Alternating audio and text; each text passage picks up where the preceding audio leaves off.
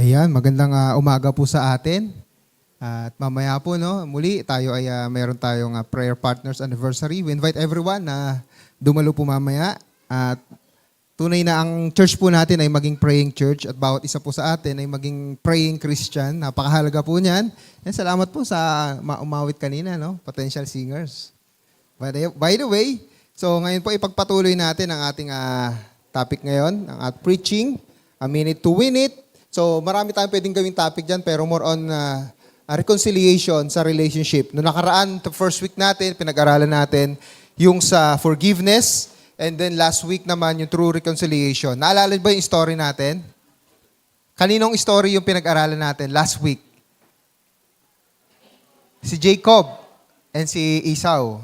Yung hindi pagkain So ano yung natin, review muna tayo. Ano ba yung nangyari? Bakit gano'n na lang katindi yung kanilang galit sa isa't isa? Again, kagaya na sabi natin nakaraan, minsan may mga pagkakataon na hindi na iiwasan ang conflict. May mga pagkakataon hindi na iiwasan yung pag-aaway-away, maging sa pamilya man, kaibigan, maging sa eskwelahan. Manood ka ng balita, puro pag-aaway, na talagang napakalungkot ng mga napapanood nating balita. Parang ang daming bad news. Pero ang good news, pag binasa natin ang Biblia, merong reconciliation na tinatawag. At dito, last week na pag-aralan natin ang sigalot ng magkapatid at paano ba nagsimula. Nagsimula yan sa pamamagitan ng, syempre unang-una, problema sa mga magulang. Kitang-kita yung favoritism. At yung mga magulang din ang dahilan kung bakit nag-away. Naalala nyo, di ba?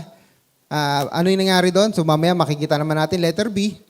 Yung katusuhan ni Jacob. Ano yung ginawa ni Jacob? Sinamantala yung pangangailangan ng iba. Nung nagugutom ang kanyang kapatid, para humingi siya ng pagkain, imbis na ibigay yung pagkain, sinabi niya sa kanyang kapatid, ibigay mo muna sa akin ang karapatan at pagpapala ng isang panganay.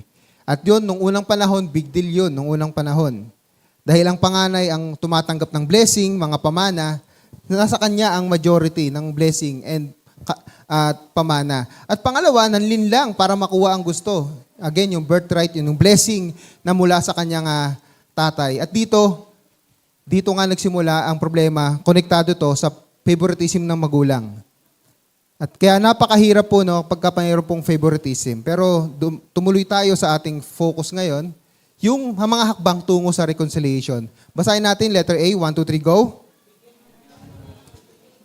Ayan. Space is very important. Bigyan mo muna ng, lumayo ka muna para makapag-isip. Pangalawa, 1, 2, 3, go. Yan, huwag mong mamadaliin. May kailangan din ng oras. Lalong-lalo na kung napakatindi, napakalalim ng sugat. Pero hindi nagtatapos ang lahat doon. At ito yung mapapag-aralan natin ngayong araw na ito. So sabi dito sa conclusion natin last week, sometimes the greatest step toward reconciliation is not speaking immediately. Minsan kailangan muna nating manahimik. Hayaan nating mag-isip yung taong nasaktan natin.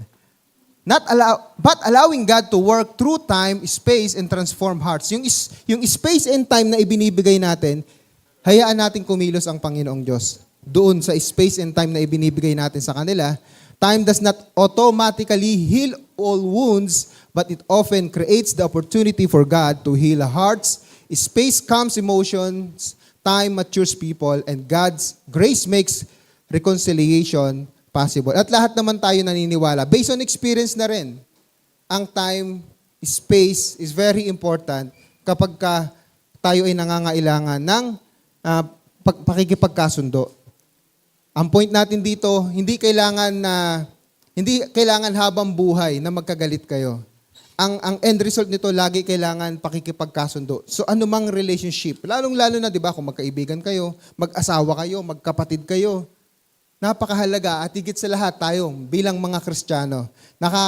Napakalungkot kung tayo bilang isang church, nakikita ng ating Panginoong Diyos na tayo nag-aaway-away. So ngayon, I invite everyone na tumayo, ipagpatuloy natin ang ating pag-aaral sa true reconciliation.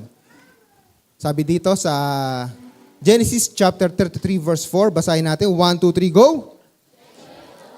Sinalubong ni Esau, niyakap ng maigpit at hinagkan. Nag-iyakan ang magkapatid. Yan, spoiler alert na. Alam na natin ang nangyari. Sila'y nagkabati.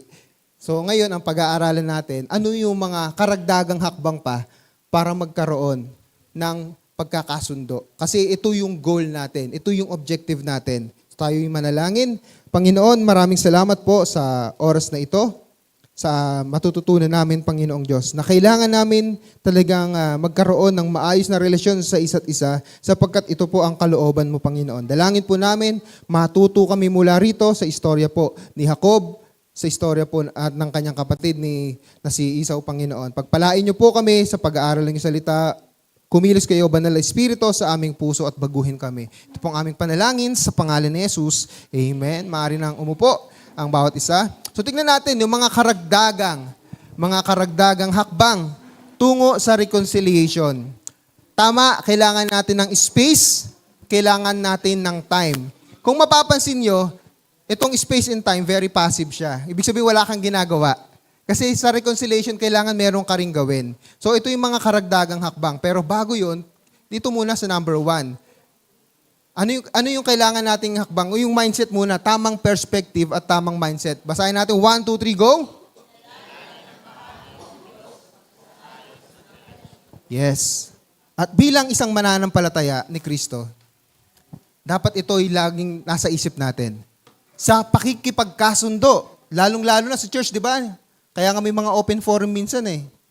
Minsan, ang daming mga closed door, open forum, mga banggitan ng samaan ng loob. Ang goal nun, ay hindi ho para manumbat, kundi magkaayos.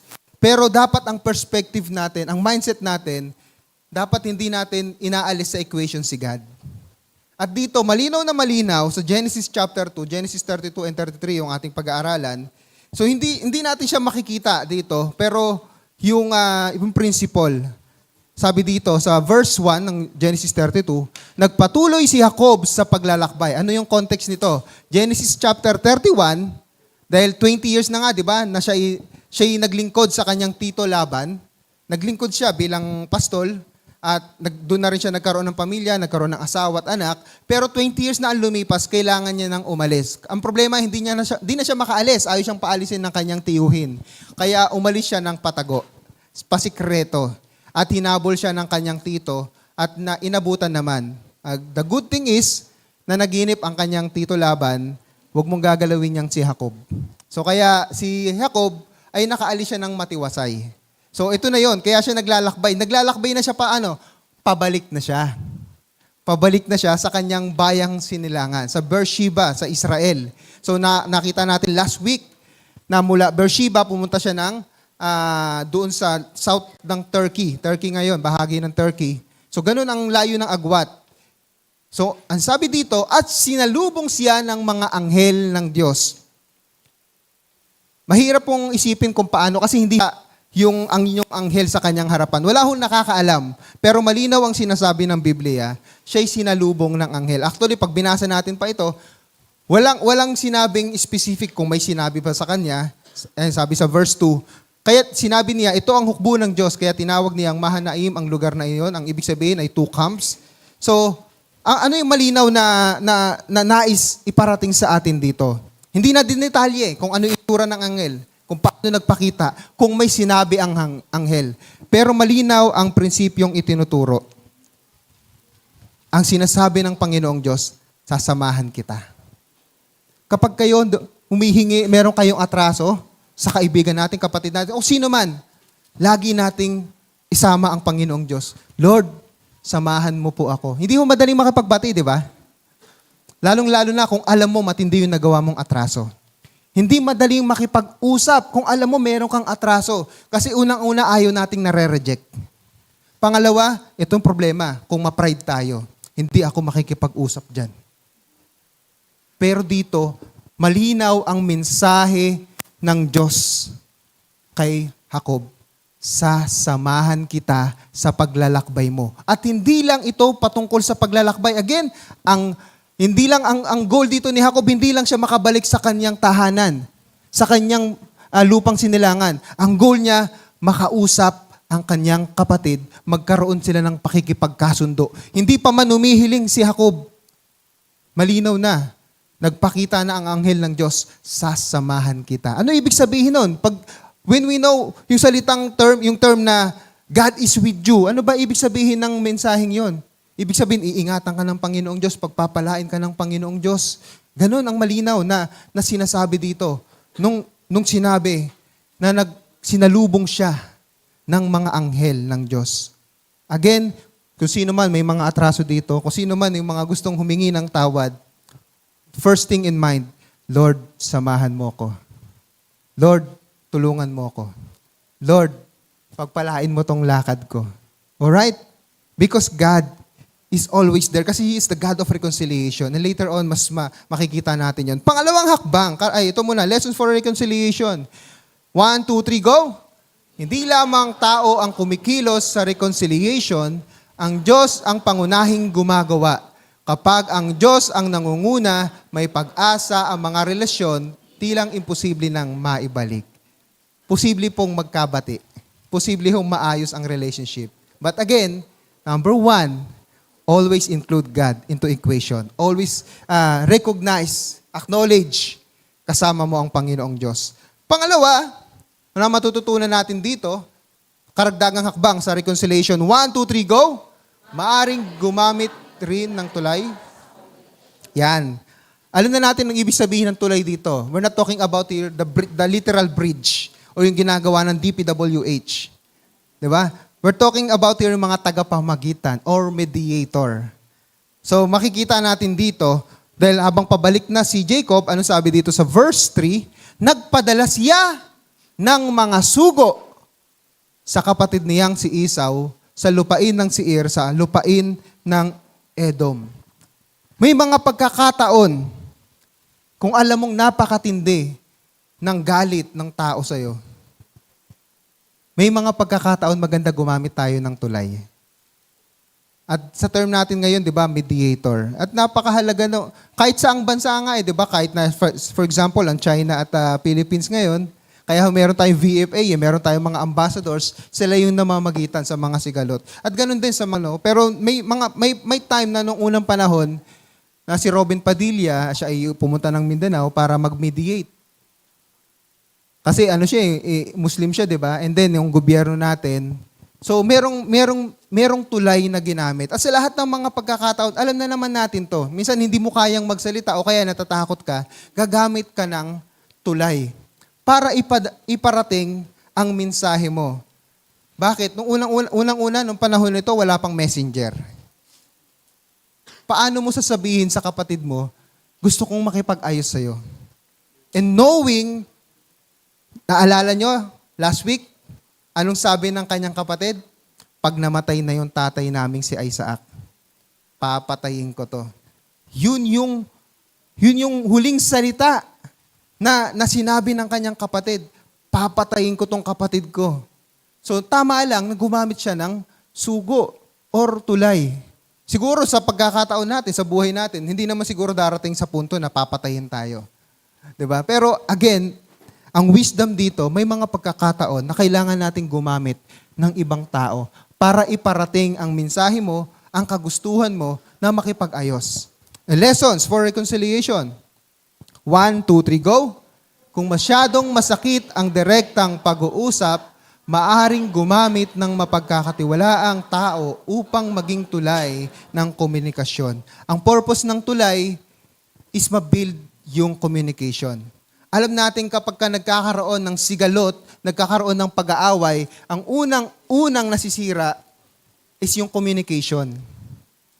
Minsan, di ba, pag masama ang loob, huwag kang magpakita sa harapan ko. Ang kapal na mukha mo. Pagkatapos sa lahat ng ginawa mo sa akin, di ba ganon? Nag-iinit agad yung, hindi ka pa nagsasalita. Mahihiya ka na. So ngayon, gagamit ka ng tao. So, dito mahalaga yung galit. Kasi, pag gumamit ka ng tulay, hindi niya pwedeng sabihin dun sa tulay na ba't ka humarap sa akin ngayon? Hindi niya pwedeng sabihin Minsan lang, meron lang talaga. Minsan, may mga tao, pati yung mga walang kasalanan na dadamay. Na-experience ka yan before Hindi naman ako kaaway, pati ako inaaway, Di ba meron mga ganyan? May ganyan kayong kausap. So, kaya napakahalaga ng gagamit tayo ng tao. Pero ito, for consideration, huwag basta-basta sino-sino lang, Baka mamaya, yung ginamit mong tuloy, lalong lalong langgatong, chismoso. Nagdagdag, no? Alam mo, yung amo ko talaga eh. Ewan ko, ba't niya ginawa yun sa'yo? No? Dapat hindi kanya niloloko eh. Ang purpose ng tulay, mediator, para maayos ang komunikasyon. Huwag ka nang magdadagdag, huwag ka nang magbabawas. Kung ano yung objective, kung ano yung goal, yun dapat ang mangyari. Alright?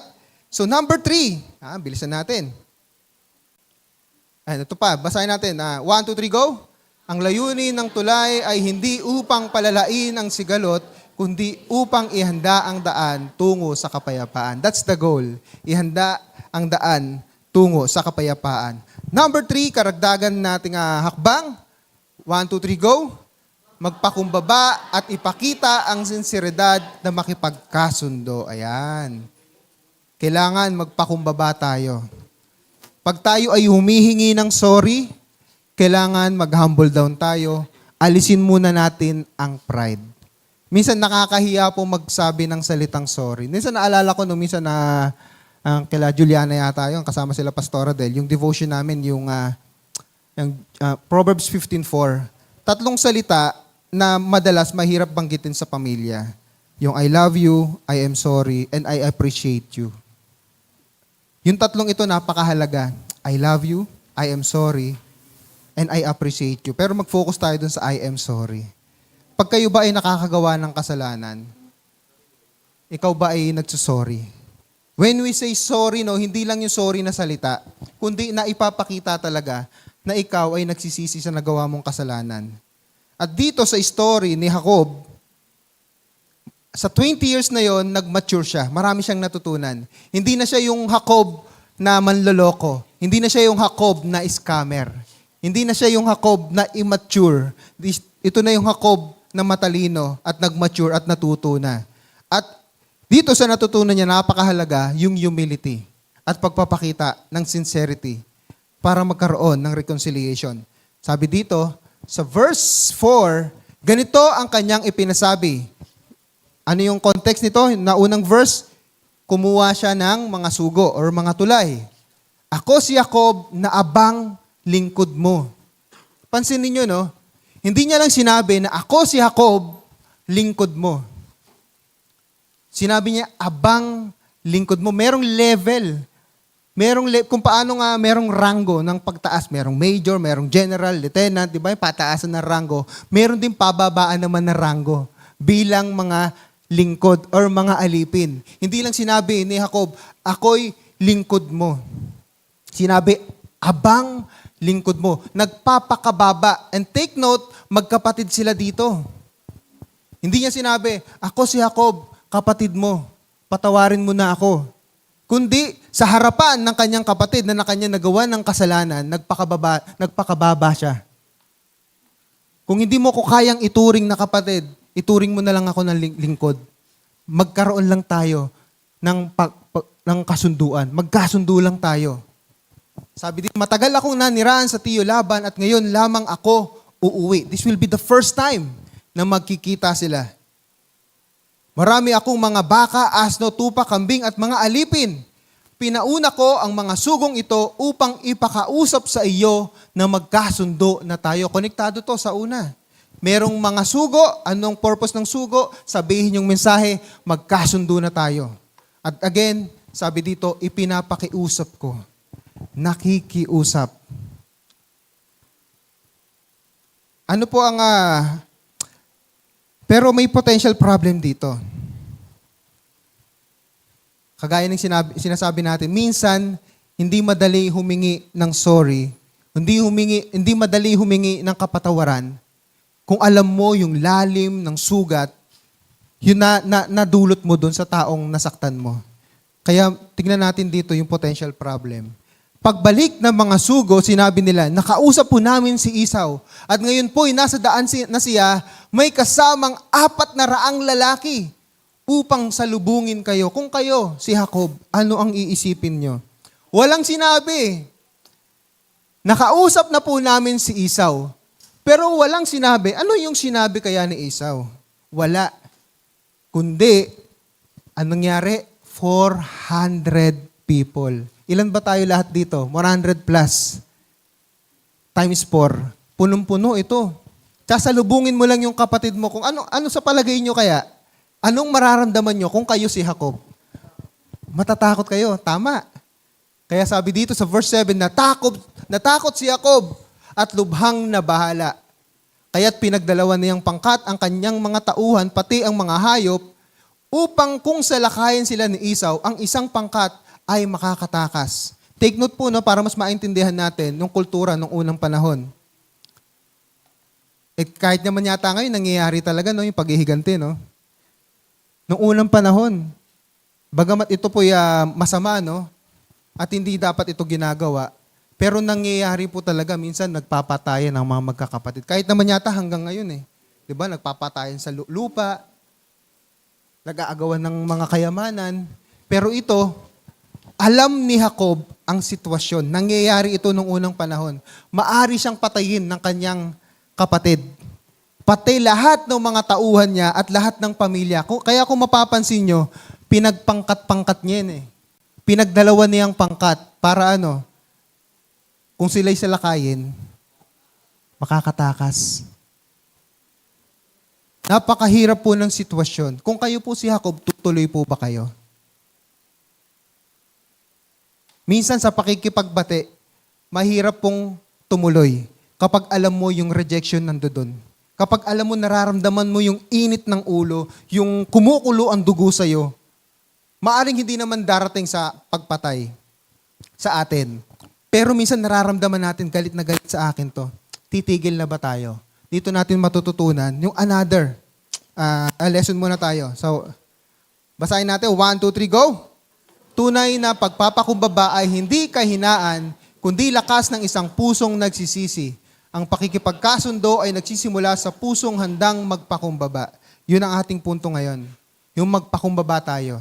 Pero again, minsan kahit nagpakumbaba ka na, parang hindi nakikita ng taong nagawan mo ng atraso. Kaya nga minsan, dahil pag ma-pride tayo, sasabihin pa natin, nagpakumbaba na nga ako, ayaw pa akong patawarin nito. Bahala ka na dyan sa buhay mo. Di ba minsan ganyan? Humingi na nga ako ng sorry sa'yo Pero hindi ganon. Ang mean it to win it. Ano yung it doon? Yung reconciliation. Mean reconciliation. Ano yung kailangan natin gawin? Dito na siya. Anong ginawa ni Jacob dito? Konektado ito sa una natin. Outline. Basahin natin. 1, 2, 3, go! Manalangin, magpakumbaba at tumingi ng tulong sa Diyos. Sabi sa verse 9, nung natakot si Jacob, anong unang ginawa niya? Pinaghati niya sa dalawang pangkat. Pero hindi option ang pag-atras. Hindi siya umatras. Bagkos, anong ginawa niya? Sabi dito sa verse 9, at nanalangin si Jacob. Kapag tayo po, nais po nating magkaroon ng pag-aayos ng relationship, which is always lagi, nakaraan lang, I think 2 months ago, may mga kausap tayo dito. May mga, mga miscommunication, mga samaan ng loob. Ang una namin ginagawa, nagdi-devotion muna kami. Ayaw mo magpatawad, sige, devotion muna tayo. Mga ganyan.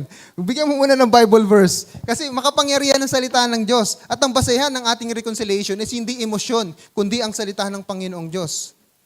Blessing na yung pag-aayos ng relationship. Yung talaga goal natin. Pero makapangyarihan ng Diyos at ang kanyang salita.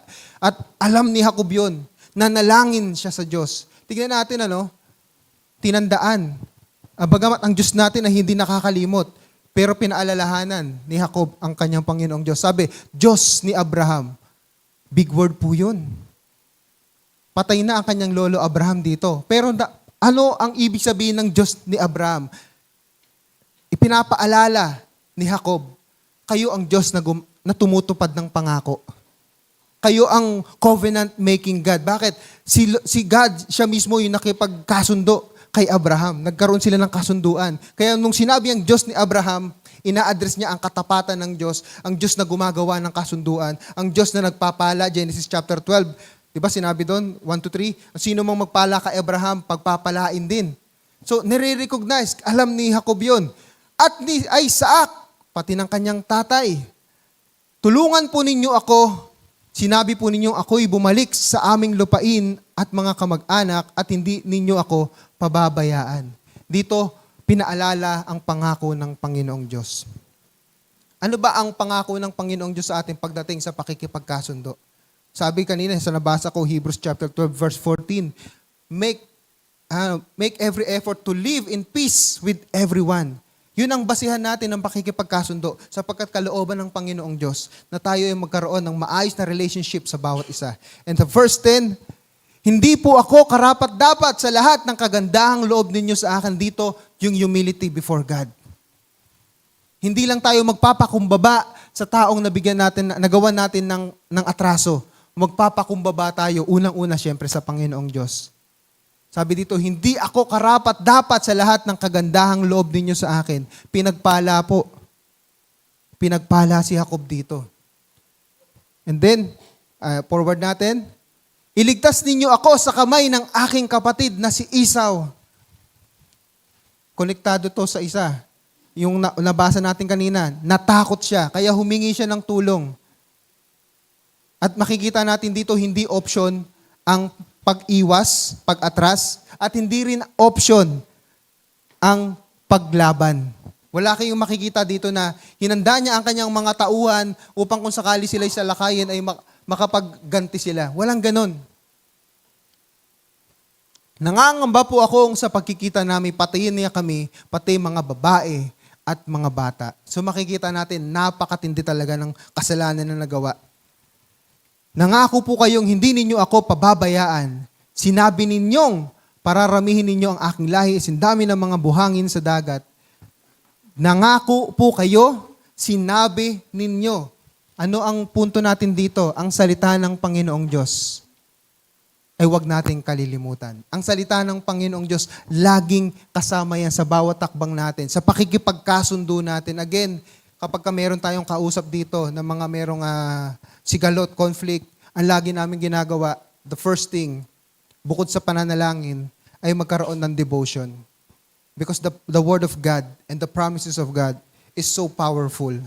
Enough para basagin yung katigasan ng puso. Di ba Hebrews chapter 4 verse 12, for the Word of God is living and active and able na tusukin yung kasukasuan, yung kaluluwa, yung espiritu natin, buhay siya. Ngayon, ano po ang, next natin? Ano po ang ating lesson for reconciliation? 1, 2, 3, go! Ay hindi lamang emosyonal na proseso, kundi espiritual na laban. Ipagkatiwala sa Diyos ang mga bagay na hindi mo kayang kontrolin. Yes. Ano yung bagay na hindi natin kayang kontrolin? Ang kaya mo lang gawin, kaya mong kontrolin yung sarili mo. Pwede kang lumapit at humingi ng sorry, magpakumbaba. Pero hindi mo kayang kontrolin yung tao na patawarin ka niya. Bagamat ang goal natin, patawarin tayo. Pero hindi natin siya kayang diktahan. Hindi natin siya kayang kontrolin na parang robot. Kaya dito pumapasok sa eksena ang pagkilos ng Panginoong Diyos. Ang reconciliation, hindi lang siya emotional. Dito papasok yung spiritual. At malinaw na sinabi to ni Pablo sa Ephesians chapter 6. Alam niyo yung Ephesians chapter 6? Di ba yan yung spiritual warfare? Ano yung malinaw na sinabi doon? Ang kalaban natin ay hindi lamang tao. Hindi tao kalaban natin. Kundi yung espiritu na nasa paligid natin na hindi natin nakikita. Yung nagbibigay ng masasamang isip, maging yung pagkabulag ng isip, yung kapaitan, yung galit, hindi nanggagaling sa Diyos yan. Dito pumapasok yung spiritual side. Kaya yung sa mga nahihirapang magpatawad naman, kung kayo'y nahihirapan magpatawad, at 10 taon na hanggang ngayon, hindi nyo pa rin mapatawad, 5 taon, meron ka pa rin kaaway sa church, kung meron man, magkakasundo naman yata kayo rito. May problema ho sa atin. Hinahayaan natin kumilos ang dyablo sa puso natin. Kung until now, 5 years, 10 years, galit ka pa rin sa kasama mo, sa kapamilya mo, hindi ka pa rin natututo magpatawad, may problema po. Again, may problema po sa puso natin. Huwag ho nating hayaan ang masamang espiritu ang mag-impluwensya sa puso natin para hindi tayo magpatawad. Kasi dalawa po ito yung humihingi ng tawad at yung magpapatawad. Alright? Panglimang, karagdagang hakbang para sa reconciliation. Siguro dito yung mga naatraso, matutuwa. Ano kaya ito? Basahin natin. 1, 2, 3, go! Makatutulong ang pagbibigay ng peace offerings bilang tanda ng pakikipagkasundo. Yan. Kaya siguro yung mga kalabitin nyo na, uy, galit ako sa'yo, bigyan mo akong peace offering. Kalabitin mo na, meron ba dyan? Hindi ito requirement, Again, this is not a requirement, pero hindi natin maiaalis yung kahalagahan nito at epekto nito. So, ano yung ginawa dito peace offering? Sabi dito sa verse 13, kinabukasan si Jacob ay naghanda ng regalo para kay Esau. Pumili siya ng, sa mga susunod na verses, 14 na lalaking kambing. 200 na babaeng kambing. So, basahin nyo na lang, ang dami. Tinanong ko kanina si Google, magkano ba ito lahat? Sabi po dito, 7.9 to 14 million pesos yung peace offering. Tuwan-tuwa yung mga uy, may atraso sa kasakin. Bigyan mo naman ako ng peace offering. Again, this is not a requirement. Pero ano yung point natin dito? Kasi ito yung pamamaraan eh. Ano po yung lesson dito? 1, 2, 3, go! Ang peace offering ay hindi suhol. Isa itong konkretong pagpapakita ng kababaang loob, paggalang at pagnanais na maibalik ang magandang relasyon. Baka naman kasi yung mga may sama ng loob dyan, umabuso eh. Nang humingi ka ng sorry sa akin, wala ka namang peace offering. So, hindi to requirement. Pero sa isang tao na humihingi ng kapatawaran, peace offering, napakaganda niyan. Ito yung karugtong. 1, 2, 3, go! Minsan, ang simpleng regalo, liham o mabuting gawa ay maaaring magsilbi ng simulang ng pagkakasundo. Hindi ho kinakailangan pera or literal na gift. Kahit po yung sulat, yung mabubuting gesture. Diba? Sino nakapanood dito nung pelikulang Fireproof? Patungkol to sa mag-asawa na nagdi-divorce na sila. And then yung lalaki, humingi siya ng payo sa kanyang tatay. Ano bang gagawin ko? So kahit masama sa loob niya, sabi ng tatay niya kasi, suyuin mo? Baka may pag-asa pa. Makipagbati ka. Huwag mo ituloy yung divorce. Ando doon ready na yung divorce paper. Pirma na lang. So ginawa ng tatay, pinayuhan niya yung anak niya, gumawa ka ng mabubuting bagay sa asawa mo. 40 days sunod-sunod. Andiyan, nagbibigay siya ng sulat, nagbibigay siya ng liham, nagbibigay ng chocolate. And to make the story short,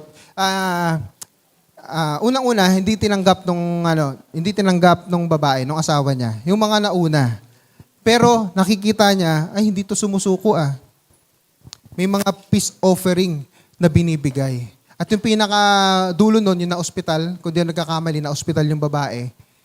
At akala nung babae, yung nagbayad ng bill, yung papalit sana. Kasi meron ng napupusuan yung babae.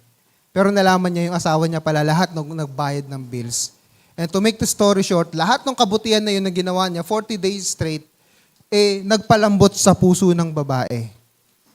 At nagkaroon ng pagbabati. At ang Fireproof po na movie ay ito po yung isang Christian movie.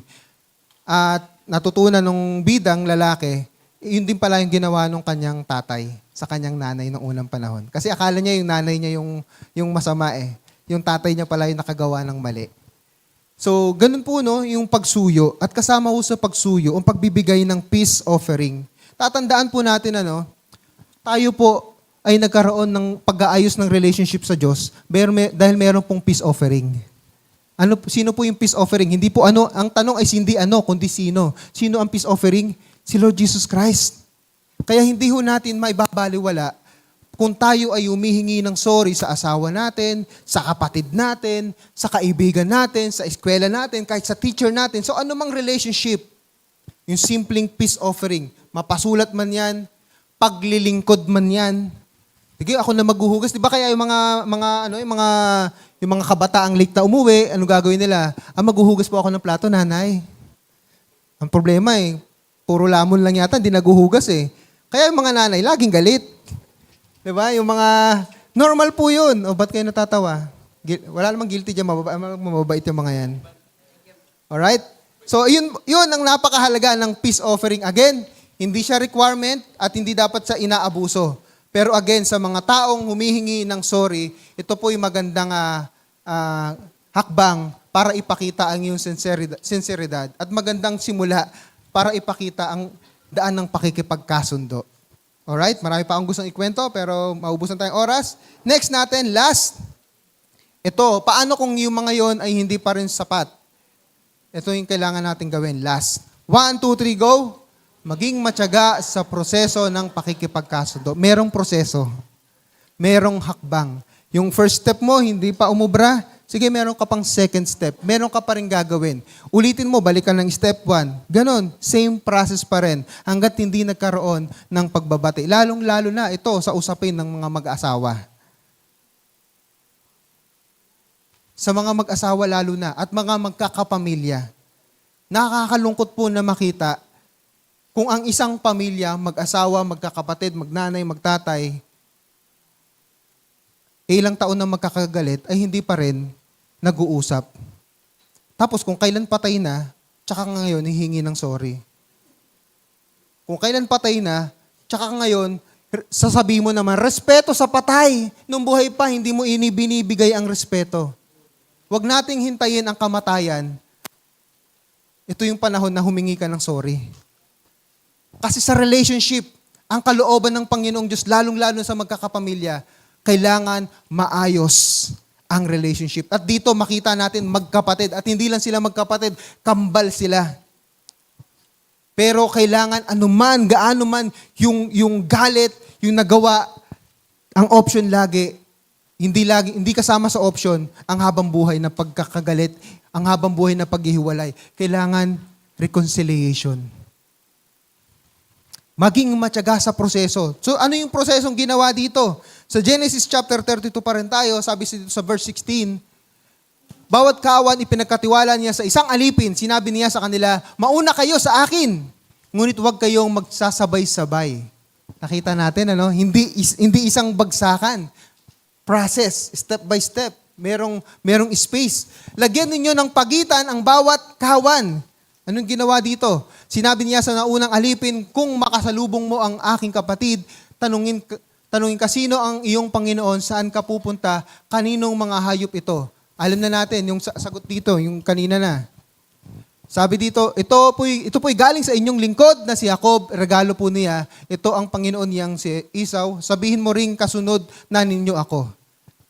Ano yung ginawa rito? Saan yung proseso dito? Ganito rin ang iniutos niya sa pangalawa, pangatlo, at sa lahat ng alipin kasama ng kawan. Napansin niyo po, hinati niya. Bawat grupo na yon, yung group 1, group 2, group 3, at hindi nabanggit kung ilang group ito. Kasi at sa lahat, di natin alam kung ilang group pa yon. At bawat grupo na yon, meron silang iisang script. Galing po ito sa abang lingkod mong si Jacob. Ito po yung regalo niya. At yung proseso na yon, ano yung point natin? Habang nasasalubong ni Esau yon, maaring lumalambot ang kanyang puso. Kasi hindi natin alam kung until now, galit pa rin si Esau. Alam na natin, yung ending nito, nagkaroon na sila ng pagbabati eh. Pero yung the moment na nagpadala siya ng 400 people, mahirap sabihin kung wala na ba yung galit niya or galit pa rin. Kasi hindi ho binanggit. Pero ang alam natin, natakot si Jacob. Yun ang malinaw. Pero ano ang point dito? Yung proseso. Kung hindi sapat yung unang hakbang na ginawa mo, ulitin mo. Ulitin mo. Minsan kasi isang sorry pa lang, sumusuko na tayo eh. Itong asawa ko, napaka-pride.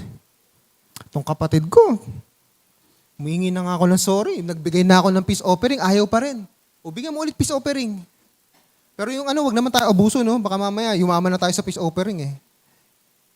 Pero ang point natin dito, hindi ka titigil. Lalong-lalo na kung ikaw, mas mature na Kristiyano. Ito po kasi yung mahirap. Ito yung sa experience natin. Ikaw yung mas mature na Kristiyano.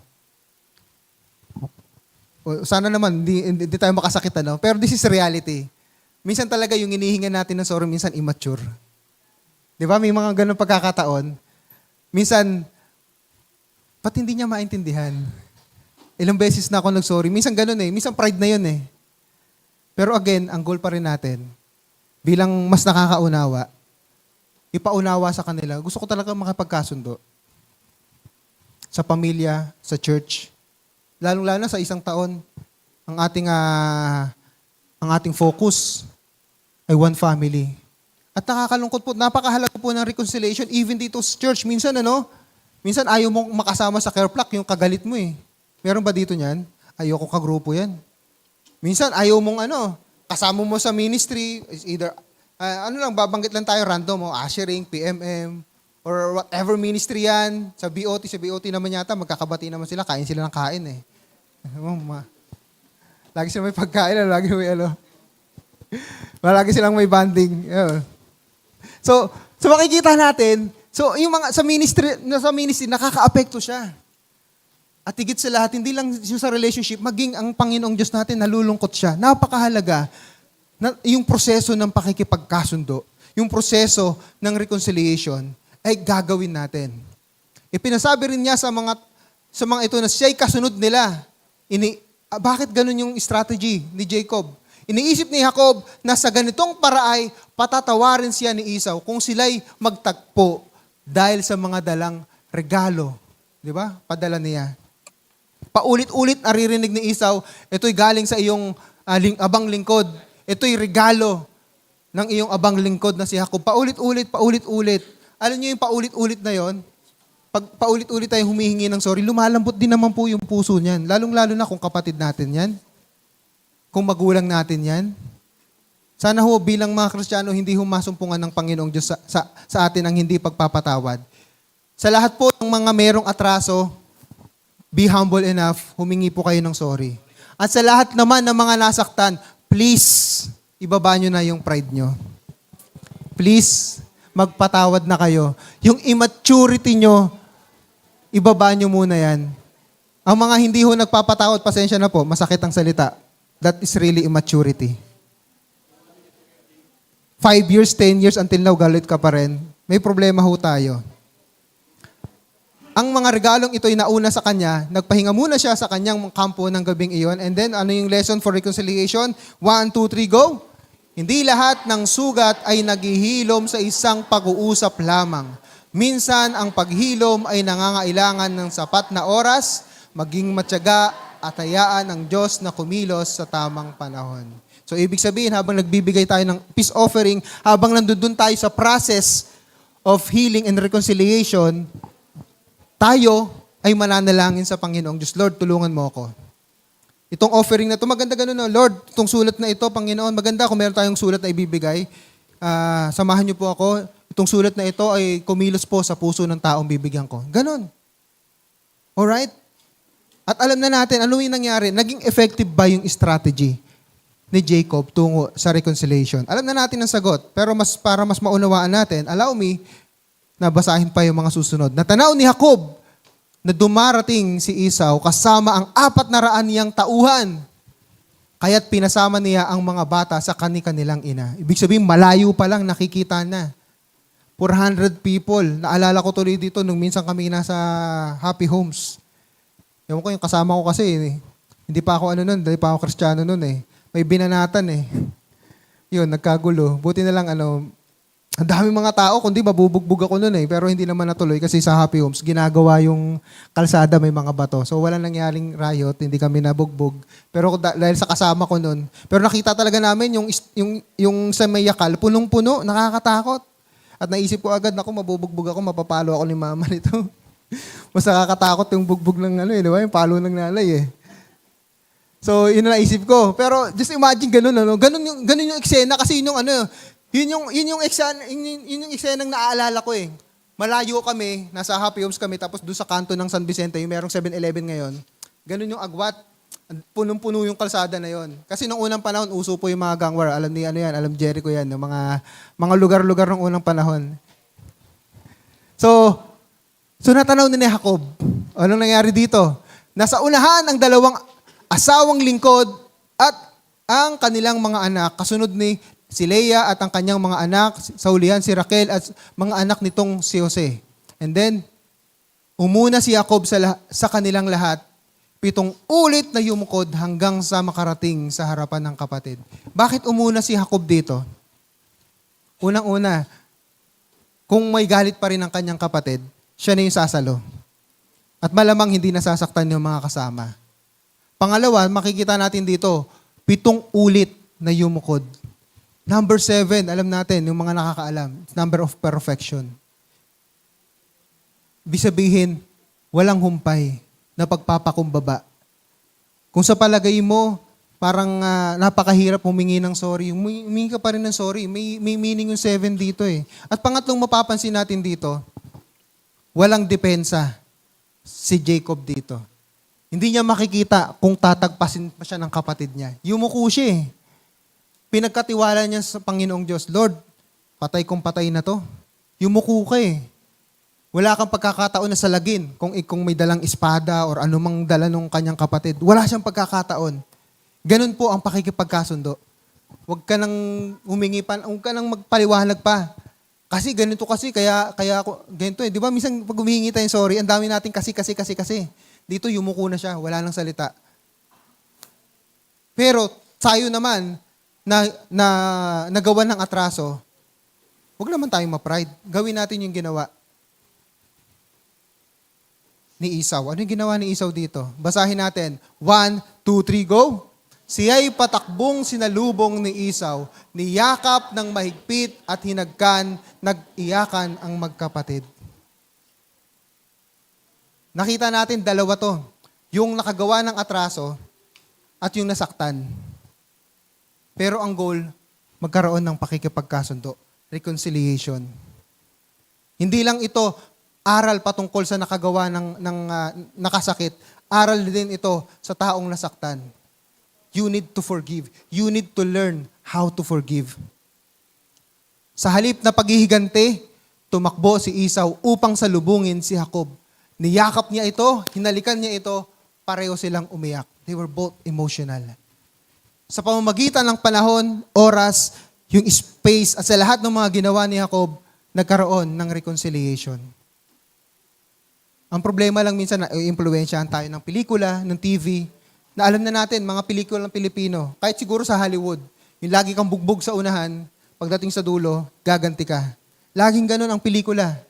Pero sa Biblia, ang paghihiganti ay hindi kasama, kundi laging pagpapakumbaba para magkaroon ng reconciliation. Bakit po? Malinaw po ang sinasabi ng Biblia. Colossians. Dito, babasahin muna natin bago tayo mag-Colossians. Sa verse 10, Genesis 33, sinabi ni Jacob, hindi para sa iyo talaga ito. Bakit? Ano yung background dito? Tanggapin mo na kung talagang ako'y pinatawad mo. Ano yung background dito? Di ba tinanggap na ni Esau yung mga regalo? Pero sabi ni Esau, wag mo nang hindi mo na kailangan yan. Hindi na kailangan yung peace offering na yan. Sa'yo na yan. Pero sabi ni Jacob, kung talagang pinapatawad mo ako, tanggapin mo na to. Di ba? So, kaya nakikita natin, sinabi natin kanina, yung peace offering is not a requirement. Kaya kung ikaw yung magpapatawad, wag mong i-require. Diba? But again, sa humihingi ng sorry, magandang gesture siya. So dito, sabi ni Jacob, kung talagang pinapatawad mo ako, tanggapin mo tong mga offering ko. Sabi, again, 7.9 to 14 million pesos ang halaga kung i-compute natin ang lahat ng kanyang offering. Tapos sabi dito, parang nambola pa, Pero ano kaya ibig sabihin dito? Pagkakita ako sa mukha mo at madama ang magandang pagtanggap mo sa akin, para ko na rin nakita ang Diyos. Grabe, Napakalalim, pwede nating isipin. Nambubola yata ito si Jacob, Pero alam nyo, ito po kasi yung pakiramdam, once na yung burden, ma-release na. Yung matagal na panahon, 20 years kayong hindi nag-uusap, tapos during that moment, nagkaroon kayo ng pagbabate, nagkaroon kayo ng pagkakasundo. Grabe, nawawala yung bigat. 2 tao ang napapalaya. Unang-una, yung taong nakasakit, lalaya ka. Pangalawa, yung taong hindi makapagpatawad, lalaya ka. Magkakasakit ka pag hindi ka nagpapatawad eh. Sabi sa siyensya, totoo yan, proven yan. Yung mga taong punong-puno ng galit, sila yung madalas nagkakaroon ng sakit, high blood, number 1. Diba? Stress, anxiety. Napakaraming negative na epekto sa kalusugan.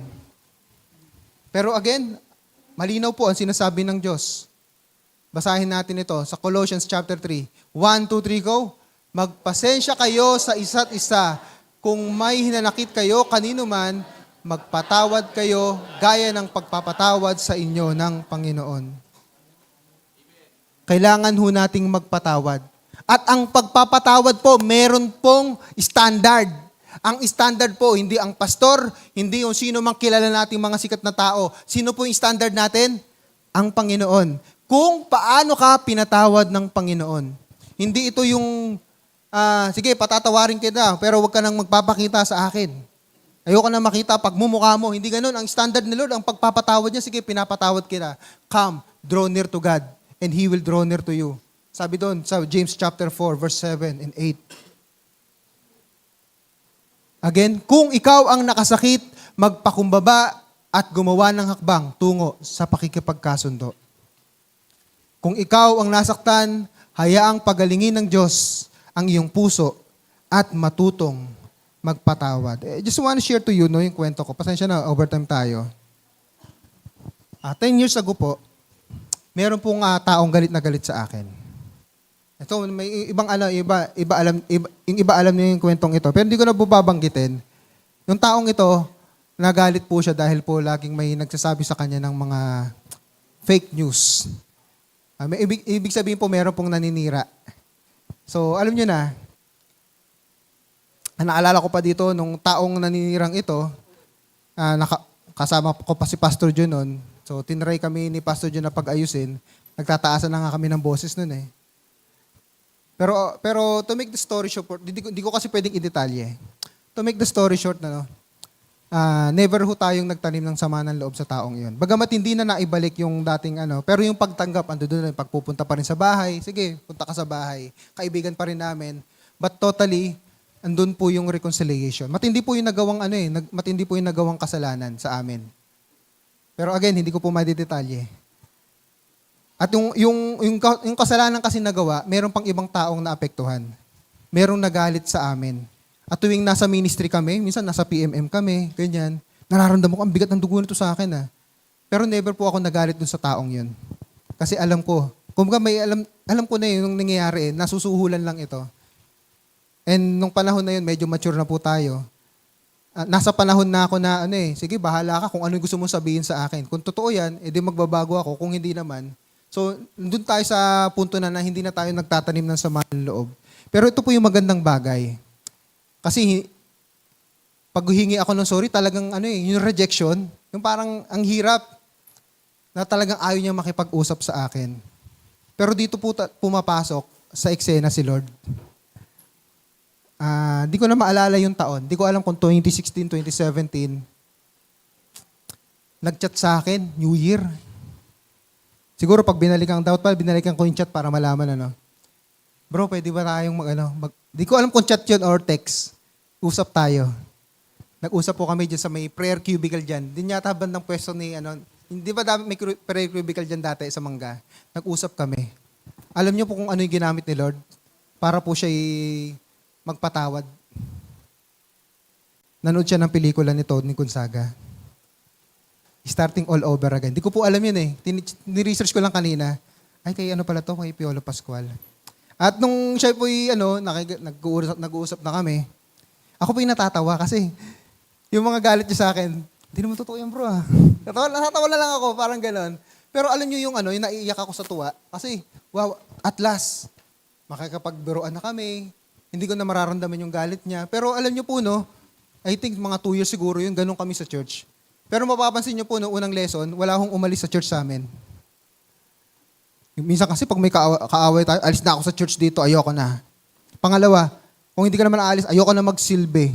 Ayoko na mag-minister. Andun pa rin kami, professional pa rin kami. Pero alam namin merong clash. Sa akin, wala. Kumbaga, ganun na yung, inunawa ko na siya eh. So, to make the story short, hindi niyo po malalaman kung sino yun eh. Unless kung kayo po ilan niyo yun. Yung mga kabatch ko nung unang panahon. Pangalawa po, yung taong gumawa ng fake news sa amin. Minsan nabibisita pa rin sa amin. Napupuntahan pa nga namin sa bahay eh. Nakaka-chat pa rin namin. Totally, posible po yung reconciliation. Posible po yung pagpapatawad. At nung panahon na yon, hindi naman po sa pagmamalaki, kahit hindi na po siya humingi ng sorry sa akin, yung nakagawa ng sa amin, ando doon na yung tinatawag na unilateral forgiveness. Itinuro to ni Pastor Joe sa atin eh. Hindi pa man humihingi ng kapatawaran sa'yo, humanda ka na para magpatawad. Sa lahat po ng mga nakaabot po sa amin, yung mga generation namin nung 2002, alam nila to, kung gaano ho dito sa church, nakikita, merong nag-aaway-away, nagtataasan ng boses. Laging kawawa yung mga kabataan nun eh. Nung panahon na yun, na nararanasan, nasasaksihan ko yun bilang isang kabataan. Maaari kang matisod, pero di ko kami umalis kasi ang tinitingnan naman natin ng Panginoong Diyos. Pero ito po yung exciting na part. Who would have thought na magkakaroon pala ng pagbabati? Pasensya na kayo, hindi ko po matitalye, no? Pero in the reality, lalong-lalo yung mga panahon ko noon, meron ho talagang pag-aaway na nangyayari sa church. Pero alam niyo, nakakatuwa, nung nagkaroon na ng pakikipagkasundo, di mo alam kung nagbubulahan eh. Puro papuri, grabe. Ibig sabihin po, no, yung pagpapatawad, yung memorya ng karanasan ando doon pa rin. Pero yung sakit, pwede hong mawala. Mapalitan ng pag-ibig at pagpapatawad. Kaya kung sino man sa atin until now nahihirapan ka pa rin magpatawad, kasi nungalingan yan, hindi galing sa Diyos yan. Sapagkat ang kalooban ng Panginoong Diyos ay pagkakasundo. Hindi ko kalooban ng Panginoong Diyos na ma-divide ang church. Hindi kalooban ng Diyos na ma-divide ang family. Itong lesson na ito kay Jacob at kay Esau, kahit sa haba ng panahon, 20 years, nagkaroon sila ng pagkakasundo. Hindi natin kinakailangan magkaroon ng 20 years. Hindi natin kailangan maghintay ng 20 years. Kung kaya mo magpatawad ngayong araw na ito, magpatawad ka na. Kung meron pa rin sama ng loob sa atin. Sapagkat ito ang kalooban ng Panginoong Diyos. Malinaw na sinabi dito. Alalahanin na ang tunay na reconciliation ay posible lamang dahil una tayong ipinagkasundo ng Diyos sa pamamagitan ni Kristo. At habang binabasa ko po yung verse, I invite the band to prepare. Sabi dito, basahin po natin 2 Corinthians chapter 5, verse 17. 1, 2, 3, go! Therefore, if anyone is in Christ, he is a new creature. The old things has passed away. Behold, the new things have come. Commonly, ang familiar lang tayo dito, wala na yung dati mong kasalanan, pinatawad na ng Diyos. Bagong tao ka na. Pero ano po yung punto na hindi natin napapansin? Hindi natin na-emphasize. Sabi dito, now all these things are from God who reconciled us to Himself through Christ. Nagkaroon ng pagkakasundo ang tao at ang Diyos. And this God of reconciliation, ang gusto ng Panginoong Diyos, magkaroon ng pag-aayos ang relationship natin. And gave us the ministry of reconciliation. Namely that God was in Christ. Tayo po tayong lahat. Basahin po natin itong last verse natin. 1, 2, 3, go. Namely that God was in Christ reconciling the world to Himself, not counting their trespasses against them, and He has committed to us the word of reconciliation. Kung ang Diyos ay nakipagkasundo sa atin, tayo ang may atraso sa Diyos. Minsan kasi baka naman sabihin natin, siya may atraso sa akin.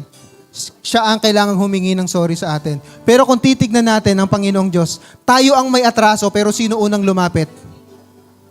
Ang Diyos.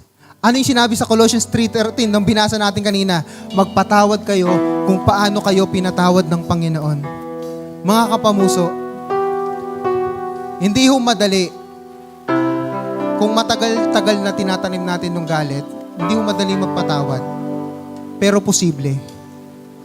At ito po yung kalooban ng Panginoong Diyos. So I ask you, kapamuso, kung meron man kayo, maari sa kapamilya mo, kapatid mo, nanay mo, magulang mo, kaibigan mo, ka-churchmate mo, can you please humble yourself before the Lord? At ang ministry of reconciliation, the word of reconciliation ay patuloy na maisapamuhay natin. Oh God, maraming salamat po sa aral na ito, Panginoon, na ibinigay niyo po sa amin. It's very important, Panginoon, na kami po ay magkaroon ng maayos na relationship, magkaroon ng pakikipagkasundo sa isa't isa.